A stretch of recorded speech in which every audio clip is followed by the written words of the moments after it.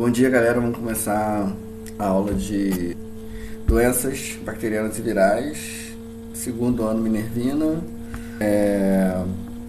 Como eu estava falando antes começar a gravar, porque senão não vai falar tudo sem ter gravado nada, ia ser bizarro.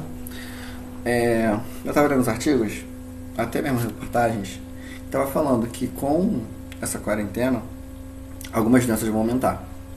Algumas doenças vão aumentar os seus índices. Por quê? Porque não está tendo.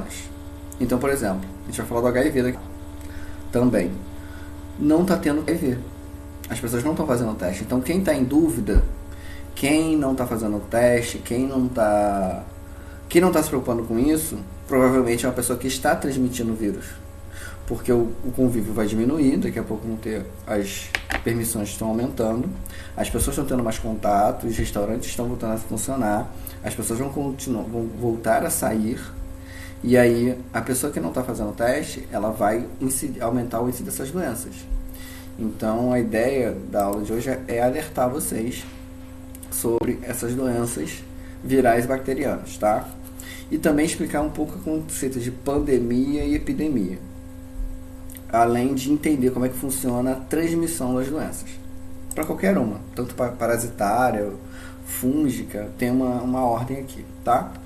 Então, começa com as viroses, que a gente muito sacaneia os médicos, né?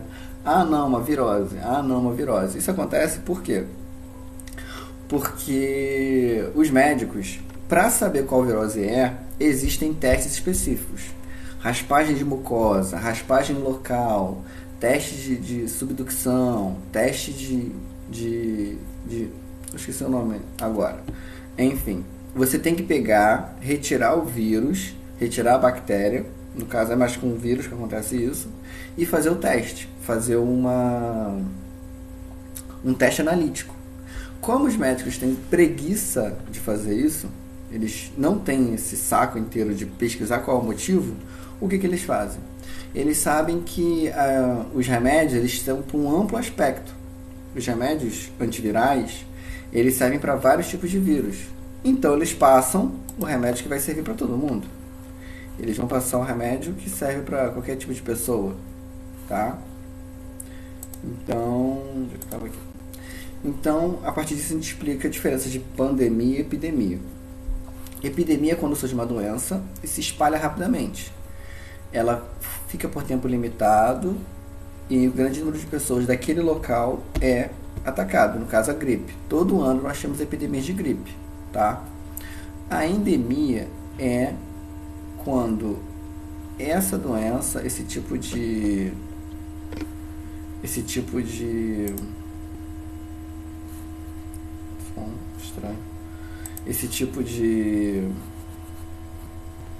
é quando esse tipo de doença, a epidemia, no caso essa doença, ela fica por vários anos e no mesmo local. Aí ela se torna endêmica. Então, há ainda muitas relações, muitas perguntas a serem respondidas. Se ela pode se tornar uma endemia. Por que endemia? Porque ela ficaria só numa região, por exemplo, na China, e não saia mais de lá. Então, ela pode acontecer isso? Pode. Um exemplo de endemia é a malária, que ela é causada por um protozoário e é endêmico da Amazônia. Tanto que quem vai para regiões de doenças endêmicas, antes tem que se vacinar. Quando tem vacina, no caso, você se vacina para ver esses lugares. Eu já tomei umas 10 vacinas para poder ir para a região amazônica, para a região nordeste por causa disso. Pandemia é quando pega o mundo inteiro. Então, por exemplo, o HIV é uma pandemia. Ele não fica só numa habitat, não fica só num país. Ele ultrapassa os limites dos países. Então, chama-se o Covid-19 uma pandemia porque ele está passando de todos os limites das regiões. E a gente vem para cá. Deixa eu ver se vai abrir.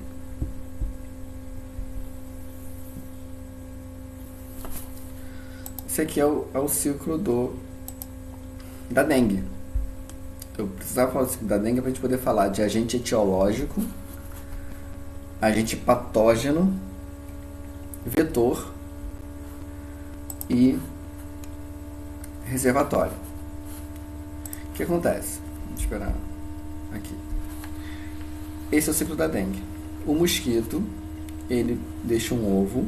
Vocês já viram bilhões de vezes, mas vamos lá. Esse ovo se transforma em larva e a larva se transforma em pupa. Por que eu preciso disso? Porque o mosquito, o Aedes aegypti, ele é um vetor. O que é um vetor? É o que transmite o agente patogênico. Então, a dengue é o vírus. Tem um vírus da dengue que é um flavovírus.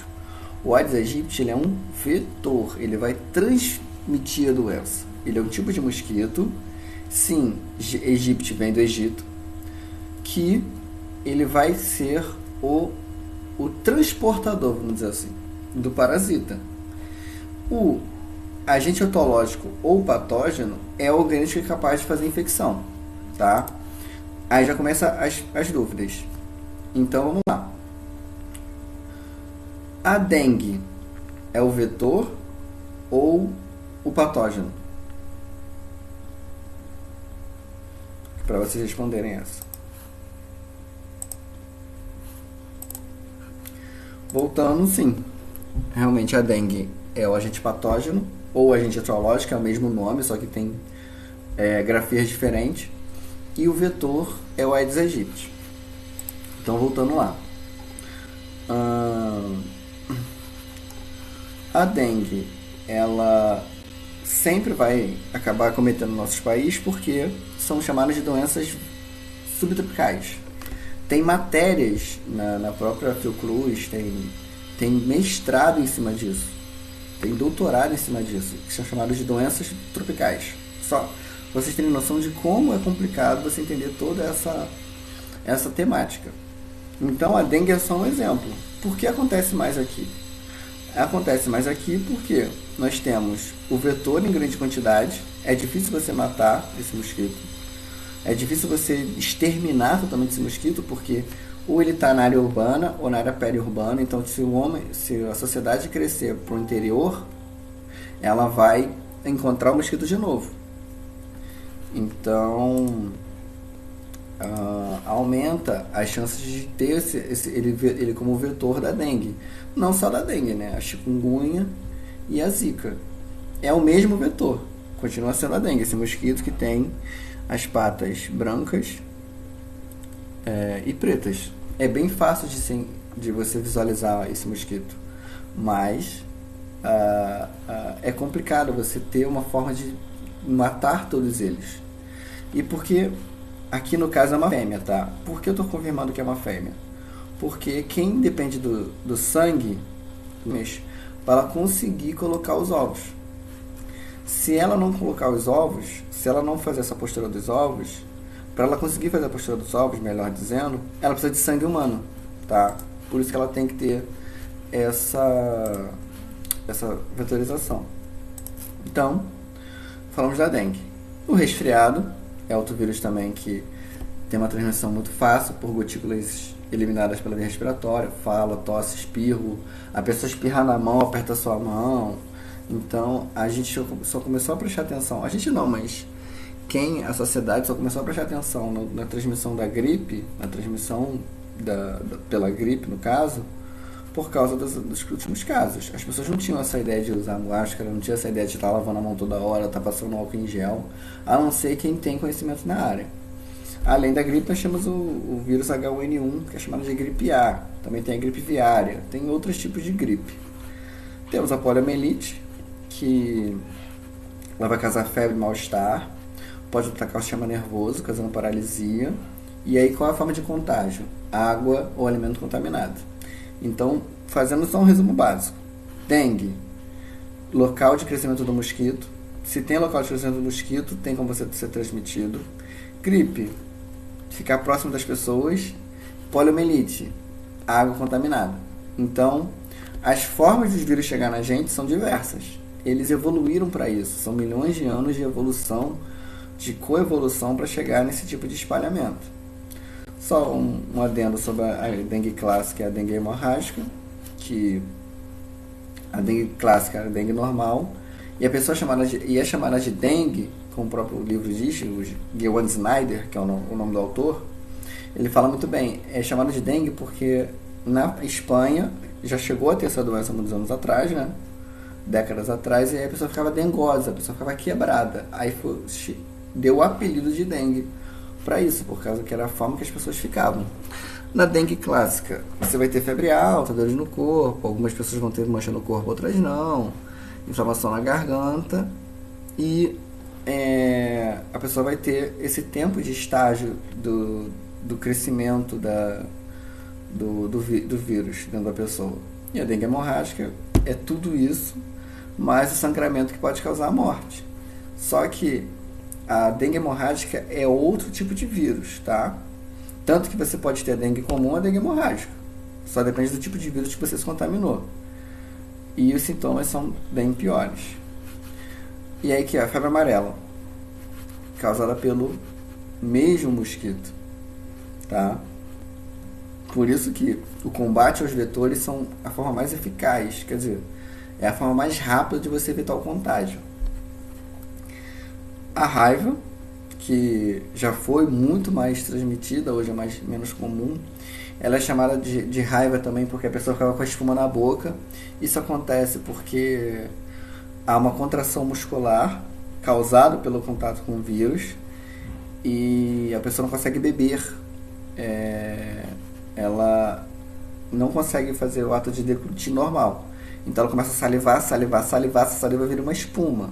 E aí era fácil a pessoa ser, nos anos 20, nos anos 30, você reconhecia a pessoa por causa da espuma na boca. Até cachorros na rua, você reconhecer pela espuma na boca. É uma forma de você reconhecer. O H, agora a gente começa as sexualmente transmissíveis. Está acabando a parte de vírus, tá?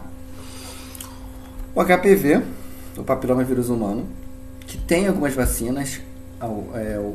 Quem tem entre 11 e 14 anos deve ter sido se vacinado por essa vacina, só que não são todos os tipos de herpes. O grande problema dos vírus, todos eles que eu falei aqui, é a mutação. Todos eles têm a capacidade de alterar o próprio material genético. Eles podem mudar o próprio material genético. Então, você ter vacina para ele fica mais complicado, porque se ele muda a característica, tem que mudar a vacina. A gente não vai falar de vacina de Covid hoje, porque seria muita coisa para explicar, tá? Então, voltando ao HPV, ele também tem relações com o câncer de colo do útero. E aí, por que vacinam as meninas? Porque é mais comum esse câncer dar nas mulheres. Nos homens, é assintomático o HPV. Ele vai causar, no máximo, pequenas verrugas, vamos dizer assim. Mas, nas mulheres, ele tem ligações com câncer de colo de útero. A herpes, bonitinha aqui, tem a herpes bucal, tem a herpes genital, não deve estar aqui no desenho. Características são essas bolhas com pus, tá? E aí, por que 90% da população mundial tem herpes? Tem herpes zoster também, que é causado quando tem baixa imunidade e vai dar no corpo, tá? Qual o problema? A zoster não é transmissível, mas a herpes oral, a herpes genital é. O que acontece? Quando está dessa forma, é altamente transmissível. Como vocês podem ver aqui, o vírus ele tem um crescimento. Ele injeta o material genético dele numa célula. Cada vírus pega uma célula diferente, vai injetar o material genético dele, e aí essa célula vai ser responsável por fazer mais vírus. Então, quando chega nessa fase daqui, quando chega nessa fase, tudo que a pessoa toca, talher, copo, papel, mão, tudo que ela toca vai estar com vírus. E aí, esse vírus ele vai entrar em contato com todo mundo da família. Por quê? Porque a pessoa não isolou os talheres, não isolou os copos, não isolou nada dela. Se ela não isolar, ela acaba passando para todo mundo da casa. Por quê? Mas só está manchada a boca dele. Sim, mas o vírus está transmitindo. Quando vai nessa fase aqui, ele é altamente transmissível. Qualquer contato, a pessoa bebeu um copo, você bebeu junto, já era. Então, por isso que 90% do mundo tem herpes. porque a transmissão é muito fácil. Ela se adaptou muito bem à nossa forma de vida para poder transmitir, tá? Outra doença também que são doenças do carnaval é a mononucleose. A mononucleose é realmente isso, são pus nas amígdalas. É um vírus também, e aí ele vai causar... Por que no carnaval? Porque as pessoas se beijam muito. E aí a troca de vírus é muito intensa. E aí, de novo, o vírus, como é que ele cresce? Ele vai crescer, então tem até essa figura aqui bonitinha. Ele só vai aumentar, ele só vai se multiplicar quando a sua imunidade estiver baixa. Vai causar dor de cabeça, dor de garganta, ínguas no pescoço, que é esse aumento da amígdala. Tá? Aqui, ó. Esse aqui é um outro exemplo. Então, é chamada de doença do beijo também. Aí, tanto que tem muitas campanhas relacionadas a ela. O SPUS relacionado à quantidade de gosma produzida, vamos dizer assim. Não é gosma, mas vocês entenderam. Então, o HIV é o que ele mais explica. A célula que o HIV ataca é a CD4, na verdade, é a proteína CD4 do linfócito T4. Traduzindo, tem uma célula de defesa chamada T4. Essa espícula aqui, esse estilingue, vamos dizer assim, é o local que o HIV vai se prender. Ele vai se prender ali, vai injetar nosso material genético, o material genético dele, desculpa. A nossa célula vai começar a fazer o material genético do vírus e ele vai se reproduzir. E é a problemática do HIV. Por que eu estou falando que vai aumentar os casos? O HIV, ele, na população abaixo de 25 anos, ele é alto, tá? Tá muito alto. E como as pessoas não estão se testando, o número de pessoas que têm a doença está aumentando, porque você não está conseguindo acompanhar, não está fazendo esse acompanhamento. Além disso, hoje é 1º de julho de 2020. Se você pegou essa doença dia 1º de janeiro, dia 1º de fevereiro, 1º de janeiro de 2020, hoje ela vai aparecer. Traduzindo, leva 6 meses para ela aparecer, para ela ter um sinal, para ela demonstrar que você está com a doença. Então,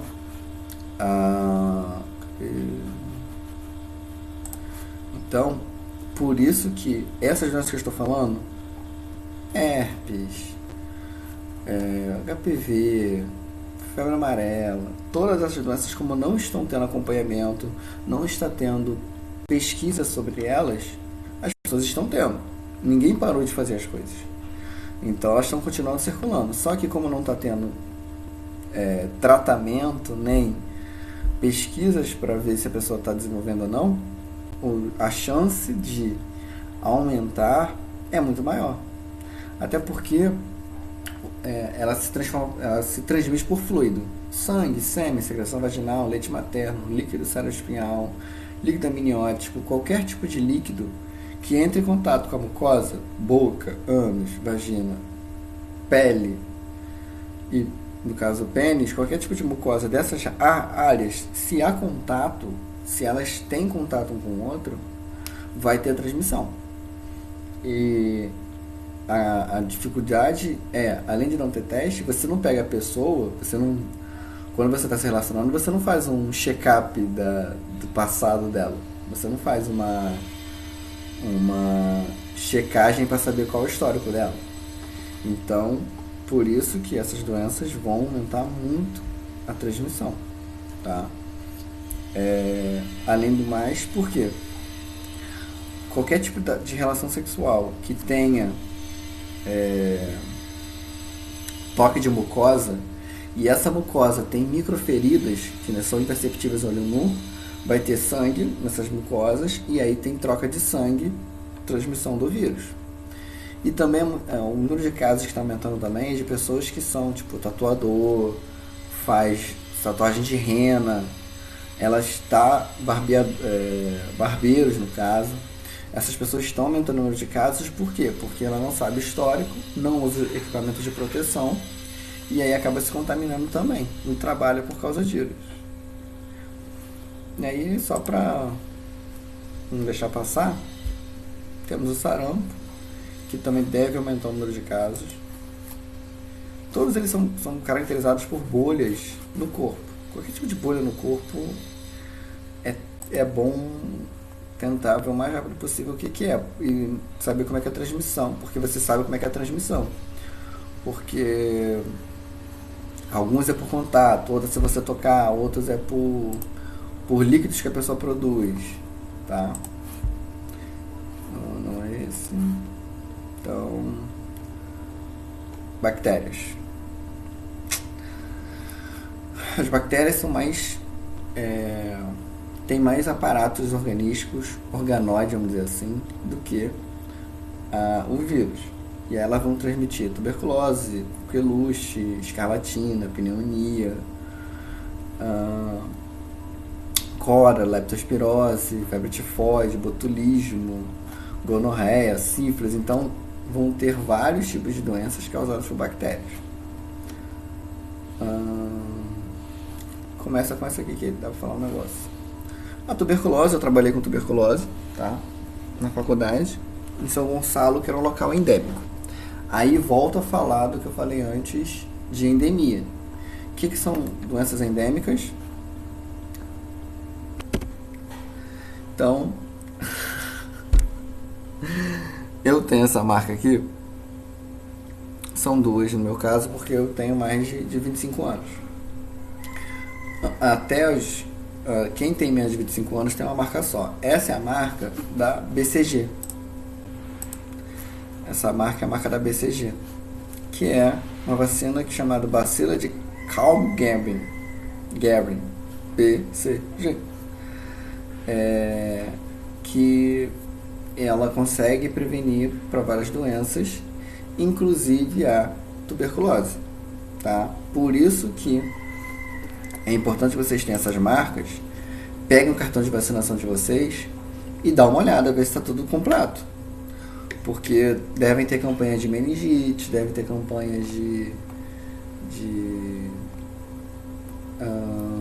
outras vacinas que eu esqueci no caso. Mas vocês têm que sempre estar com o campo de vacinação completo. Por quê?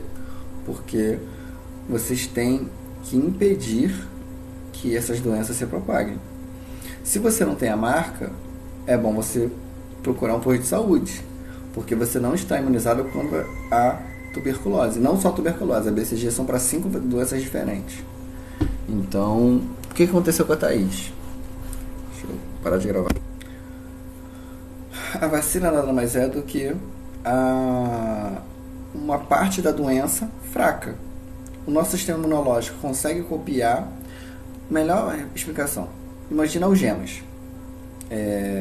A gente consegue pegar, criar os algemas e prender o agente infeccioso. É assim que funciona. As vacinas nada mais do que uma forma de se proteger daquela doença específica. Então a gente consegue criar defesas em relação às doenças infecciosas. É como se fosse uma algema específica. Então, quando você toma uma vacina, você vai ter as algemas específicas para aquelas doenças que você está se vacinando. Não são todas, tá? Você não vai ter todas, você não consegue ter proteção contra tudo, como eu falei. No caso do HPV, são 40 tipos de HPV e a vacina é para 6. Você não vai se proteger de todos. Você vai conseguir ter essa defesa, essa algema para certas doenças, não para todas. Então, aí nessa você tem a hanseníase, que vai causar lesões na pele, nos nervos, que também tem um grande índice nas pessoas. A característica da hanseníase é a pessoa tá cozinhando e a pessoa está com uma chama do fogo, pegando fogo, óbvio, e aí a pessoa bota a mão em cima e não sente. A pessoa perde a sensibilidade na pele por causa da hanseníase. Voltando à tuberculose, eu trabalhei com tuberculose, então ela também está relacionada ao HIV. Por quê? Geralmente as pessoas que apresentam tuberculose, elas estão com a imunidade baixa. E a imunidade baixa também é sinal do HIV. Então, geralmente a pessoa tinha tuberculose na pleura. Tuberculose, ela é esse vírus não, desculpa. Essa bactéria, ela se instala em regiões do pulmão, em regiões específicas do pulmão, e começa a crescer. E aí a pessoa começa a ter uma grande dificuldade de respirar. Só que a problemática da tuberculose é: você toma remédio hoje, amanhã você está curado, amanhã você está sem sintoma, desculpa. Mas você tem que tomar o remédio durante 6 meses. A resistência da tuberculose é muito alta mesmo. Então você acaba tendo, a pessoa não se trata direito e acaba tendo uma tuberculose mais forte ainda. A meningite, que a grande característica dela é você não conseguir encostar o queixo no peito. A fêmea do Aedes aegypti, ela só quer ter filhote. Ela precisa do quê? Precisa do sangue. Só que ela não precisa de sangue de uma pessoa só. São 3, 4, até 6 pessoas diferentes. Então, quando ela se pega sangue de uma pessoa, junto vem o vírus. Da dengue, no caso. Ela não está carregando porque ela quer carregar o vírus. O vírus que, por coevolução, por conhecimento de ciclos, ele percebe que, para ele se transmitir rapidamente, ele tem que usar o mosquito. Gente, queixo no peito. Não é no pescoço, não, é no peito. A forma de você testar se você pode ter meningite ou não. Mas aí você tem que estar com outros sintomas também, tá? Mas é um teste rápido que faz em emergência para saber se a pessoa está com meningite ou não. Porque geralmente quando tem meningite tem surtos. Não é epidemia, tá? Não é endemia. É surto. Tipo, uma região com grande número de casos. Acontece. Não é queixo no pescoço, é queixo no peito. Então não é que o vetor ele quer carregar o vírus. Ele não, eu vou ser o correios do vírus. Não. Ele não quer ser o correio do vírus. Ele está fazendo a função dele. O vírus que se aproveita dessa função, o vírus que se aproveita dessa forma de transmissão. Não é que ele quer fazer isso, ele se aproveita só. Vamos lá. O tétano, também a cólera, falta pouco. Leptospirose, botulismo, gonorreia, vamos lá. O tétano, transmitido pela Clostridium tetani, essa bactéria pode ser encontrada no solo e ela está muito relacionada com lugares não esterilizados. Então existe uma vacina antitetânica, tá? Essa é um exemplo de vacina que não é para sempre. Você tem que tomar uma antitetânica de 10 em 10 anos. A minha, esse ano, acho que ano que vem eu tenho que tomar uma. A antitetânica ela tem durabilidade. Então, a antitetânica ela tem durabilidade de 10 anos. Então, caso vocês não tenham precisado tomar a vacina, também é bom pensar no caso de ter que tomar, porque você pode, qualquer objeto enferrujado você pode estar contaminado com o tétano, ficar com tétano, desculpa.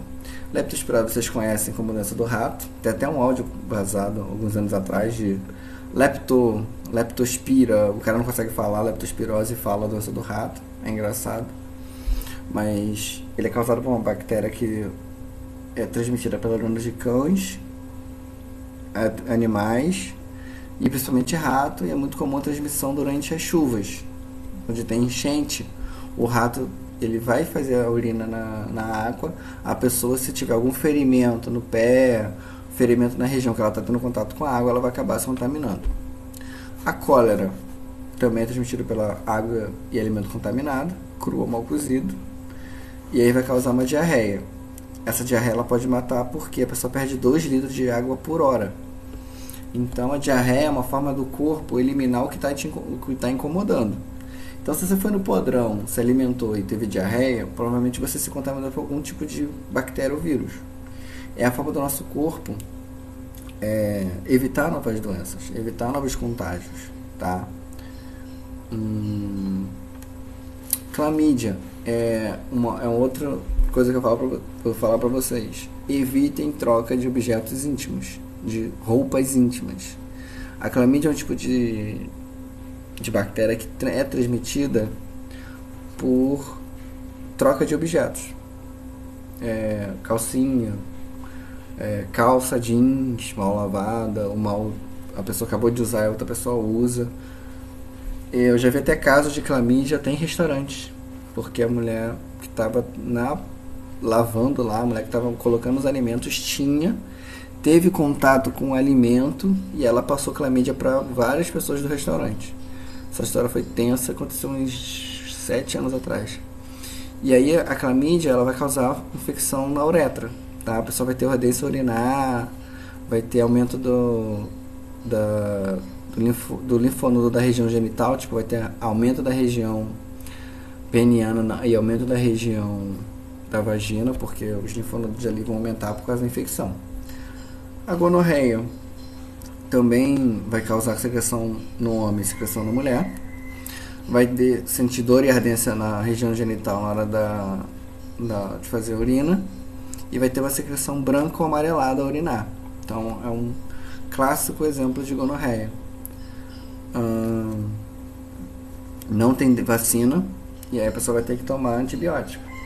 Dependendo do caso, dependendo do tipo de quantidade de doença, você vai ser até obrigado a tomar um bezetacil, porque essas doenças bacterianas, essas doenças, elas transmitem muito, dependendo do caso que a pessoa vai reagir à doença, ela tem uma reação muito forte e uma reação muito fraca. Então ela vai ter infecções muito grandes em relação a isso. Tanto que no caso da sífilis, que é a próxima, muitas pessoas importantes morreram de sífilis.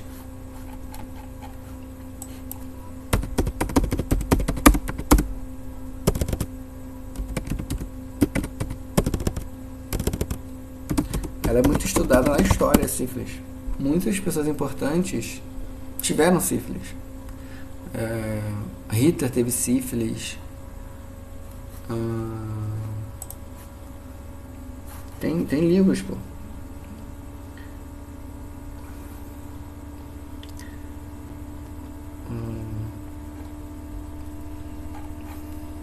Deixa eu botar aqui. Sífilis. Pessoas importantes que tiveram. Então aqui vai. Chaplin. Pô, eu não consegui achar o mesmo link que eu achei da última vez, mas depois eu passo pra vocês.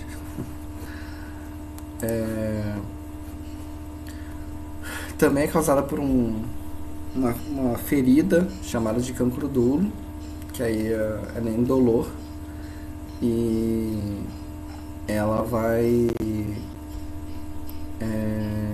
ser transmissível, tanto dano quanto para a mulher. Só que ela sempre está muito relacionada a doenças do nervo. A pessoa fica com problemas cerebrais relacionados a sífilis, tá?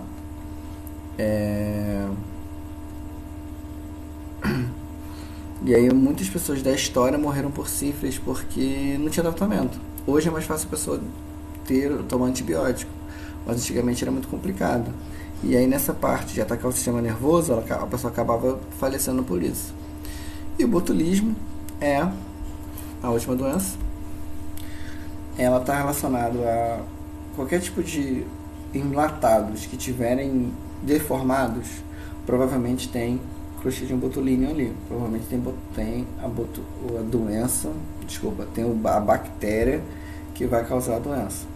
É muito comum também usar o botulismo, a mesma bactéria, no caso a Clostridium botulinum, é também usada no Botox. Porque como ela causa paralisia, as pessoas colocam no rosto, na testa, na boca, para causar paralisia facial. Boa, Júlia, isso mesmo. Beethoven, Van Gogh, Al Capone, Lenin, isso eu queria lembrar. São todas pessoas que tiveram sífilis. Algumas delas morreram de sífilis, outras não. Mas era muito comum esse contágio de sífilis. Hoje é menor, bem menor mesmo. Mas ainda há esse contato. Ainda há esse tipo de transmissão por por ser uma doença sexualmente transmissível, mas é causado por uma bactéria, tá? Então, eu vou deixar os exercícios lá, quer dizer, acho que já estão na plataforma, já estão os exercícios. Eu vou lançar para o grupo de vocês, tá? Lembrando que as perguntas são aleatórias, cada um vai ter um tipo de resposta, cada um vai ter um tipo de resposta. Todas múltipla escolha, quer dizer, acho que tem uma só que é discursiva, mas é só para vocês tentarem não perder o conteúdo, tá? Eu fecho por aqui e até semana que vem.